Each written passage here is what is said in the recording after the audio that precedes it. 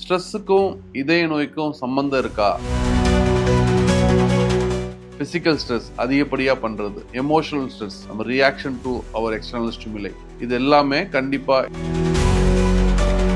எப்படி சுகர் இருந்தால் heart problem வரலாமோ அதே மாதிரி ஸ்ட்ரெஸ் இருந்தாலும்.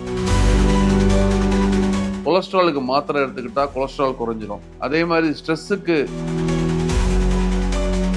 நம்ம ஸ்ட்ரெஸ்ஃபுல்லாக ஆறதுனால 120லேருந்து 80 வரை இருக்க வேண்டியது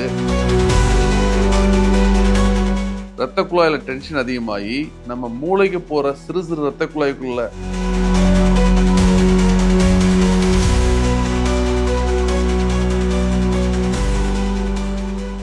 ஹாய் எவ்ரிஒன்.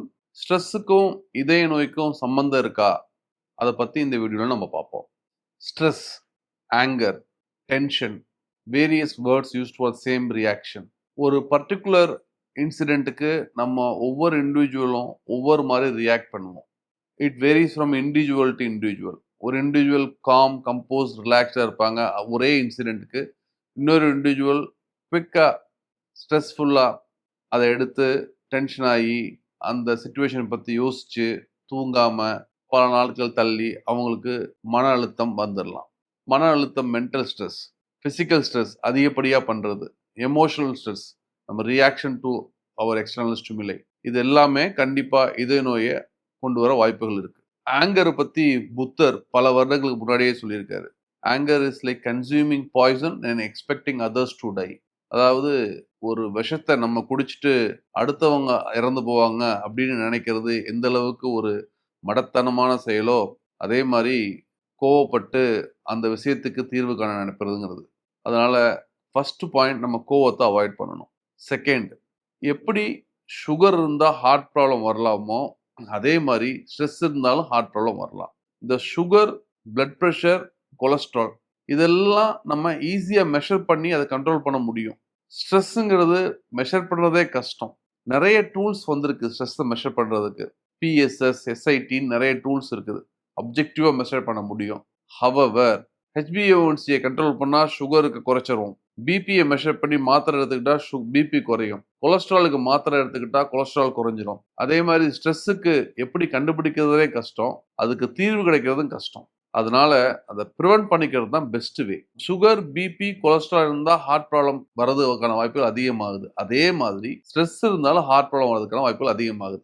நம்ம ஸ்ட்ரெஸ்ஃபுல்லாக ஆறதுனால நார்மலாக லப்டப் லப்டப் லப்டப் அப்படின்னு 60லேருந்து 80 வரை நம்ம இதயம் துடிக்கிறதுக்கு பதிலாக லப்டப் லப்டப் லப்டப் லப்டப்னு 100லேருந்து 120 வரை துடிக்க ஆரம்பிச்சு நம்ம ஹார்ட் உடம்புல இருக்க பிளட் ப்ரெஷர் 120லேருந்து 80 வரை இருக்க வேண்டியது அது பாட்டுக்கு ஜொங்கின்னு 180லேருந்து 120க்கு போய் அந்த சடன் இன்க்ரீஸ் இன் பிளட் ப்ரெஷர்னால ரத்த குழாயில் டென்ஷன் அதிகமாகி நம்ம மூளைக்கு போகிற சிறு சிறு ரத்த குழாய்க்குள்ள டப்புன்னு ரத்தம் லீக் ஆயிடுச்சுன்னா மூளைக்குள்ள ரத்த கசிவு ஏற்பட்டு இன்ட்ராக்ரேனியல் ப்ளீடிங் வர வாய்ப்புகள் இருக்கு.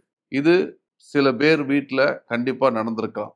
ஓவர் பீரியட் ஆஃப் டைம் இந்த பிளட் ப்ரெஷர் அதிகமாயிட்டே போச்சு அப்படின்னா நம்ம ரத்த குழாயின் இன்னர் லேயர் எண்டோத்திலியம்னு சொல்லுவோம். அது ரொம்ப முக்கியமான லேயர், அதான் லார்ஜஸ்ட் டிஷ்யூ இன் த பாடின்னு சொல்லுவோம்.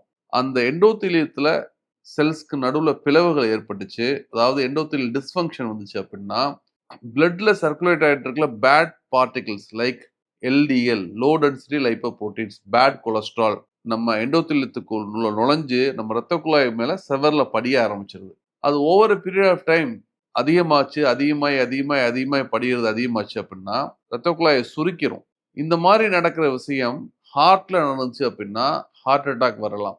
மூளைக்கு போகிற ரத்த குழாய் நடந்துச்சு அப்படின்னா பக்கவாதம் வரலாம். கிட்னிக்கு போகிற ரத்த குழாயில் நடந்துச்சு அப்படின்னா பிபி இன்னும் அதிகமாகி கிட்னி ஃபெயிலியர் வரலாம். காலுக்கு போகிற ரத்த குழாயில் வந்துச்சு அப்படின்னா நடக்கிறப்ப கால் வலி வந்து நிற்க ஆரம்பிச்சிருவோம். வயிற்றுக்கு போகிற ரத்த குழாயில் நடந்துச்சு அப்படின்னா சாப்பிட்டா வலிக்கும், சாப்பிட்றது தானா கம்மியாயிடும், கட் ப்ராப்ளம் வரலாம். ஸோ ஒரு சிம்பிளான ஸ்ட்ரெஸ் அவாய்ட் பண்ணோம்னா நம்ம எண்டோத்திலியல் டிஸ்ஃபங்க்ஷன் நடக்கிறத கண்டிப்பாக குறைக்க முடியும். இது நான் சொல்லலை, ஹார்வர்ட் யூனிவர்சிட்டியில் பப்ளிஷ் பண்ண ஒரு ஸ்டடி. யாருக்கெல்லாம் ஸ்ட்ரெஸ் அதிகமாக இருக்குதோ அவங்களுக்கு 2 times ஹார்ட் அட்டாக் வர்றதுக்கும் பக்கவாதம் வர்றதுக்கான வாய்ப்புகள் அதிகமாக இருக்குது. அது மட்டும் இல்லை, ஸ்ட்ரெஸ் அப்படிங்கிறது புரோக்கன் ஹார்ட் சிண்ட்ரோம், அதாவது ஸ்ட்ரெஸ் இன்டியூஸ்ட் கார்டியோமியோபதி. அதாவது ஹார்ட்ல ரத்த குழாய் நல்லா இருந்தாலும் திடீர்னு நம்ம உடம்புல அட்ரினலின் இல்ல கார்டிசால் அப்படிங்கிற ஹார்மோன் செக்ரேட் ஆகிறதுனால இதயம் ஸ்தம்பிச்சு புரோக்கன் ஹார்ட் சிண்ட்ரோம் வந்து ஹார்ட் பம்பிங் ஃபங்க்ஷன் நார்மலா இருக்க 60% பம்பிங் ஃபங்க்ஷன் தடக்குன்னு 30% குறைஞ்சு நம்மளோட பிபி குறைஞ்சு நம்ம சுயநல விளக்கவும் வாய்ப்புகள் இருக்கு. இது எல்லாமே சிம்பிளான stress. That stress can be a mental stress, emotional stress R abnormally large physical stress. இந்த புரோக்கன் ஹார்ட் சிண்ட்ரோம்ங்கிறது எஸ்பெஷலி விமன்ஸ்ல காமன். அதனால ஸ்ட்ரெஸ் எடுத்துக்கிறத கண்டிப்பா நம்ம அவாய்ட் பண்ணணும்.